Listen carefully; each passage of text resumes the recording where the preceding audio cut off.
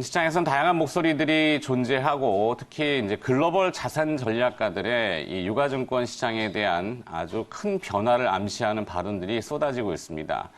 그 중에서 가장 어제 주목되는 것은 글로벌 세계 최대 투자은행이라고 할 수 있는 이 뱅크 오브 아메리카, 일명 보아라고 합니다. 가수 보아하고는 다르고요. 내년 1분기에는 시장이 멜트업 할 것이다 이렇게 예상을 했습니다.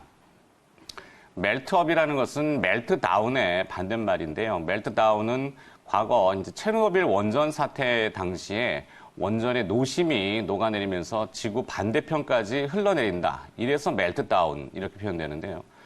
시장에서는 대폭락을 의미하기도 합니다. 근데 이번에는 뱅크 오브 아메리카 메릴 린치는 멜트업, 위로 올라간다는 얘기가 되겠죠. 상당히 공격적인 표현입니다. 글로벌 IB들이 이런 표현을 잘 쓰지는 않는데 상당히 이례적이고요. 또한 JP 모건에서는 내년 최고의 거래는 이제 채권에서 주식으로 갈아타는 대전환을 얘기합니다. 이른바 또 그레이트 로테이션이라고도 하는데요.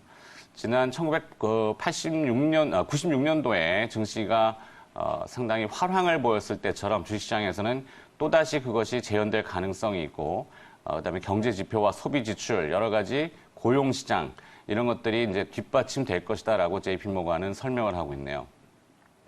미국과 중국의 무역 분쟁이 완화돼서 이런 요인들이 비롯됐다고 하는데요. 내년에 대선이 미국은 또 있지만 그것이 변수가 될 수 있을지언정 시장의 큰 추세를 바꾸지는 못할 것이다. 그리고 또 한 가지는 이제 중국은 미국산 농산물 구매를 확대할 가능성이 있기 때문에 이 농산물 관련된 섹터에 대한 관심을 높여라라고 또 조언을 하고 있습니다. 자, 그 밖에 또 미쓰비시 UFJ, 사실 이 글로벌 IB는 자금력은 대단하죠. 근데 일본계라서 제가 귀담아 잘 듣지는 않습니다만 무시할 수 없는 돈을 가지고 있습니다. 미쓰비시 중공업 계열이고요. 미쓰비시 UFJ에서는 무조건 주식을 사라 이렇게 또 얘기합니다. 잠깐의 그 속임수는 있을지언정 투자자들은 테이블 위에서 이 위험 요소들을 다 치워버리고 계속해서 주식에 대해서 논할 것이다. 이렇게 또 공격적으로 얘기합니다. 일본식 공격적인 표현이죠. 사실 사무라이 정신이기도 한데요. 뭐 어떻게 보면은 조금 난해하기도 합니다만 한편으로는 그 자신감에 조금 부럽기까지 하네요. 마지막으로 이 UBS 워버그에서는 미국과 중국의 무역 협상과 관련해서 관세 인하는 이제 시작일 것이다.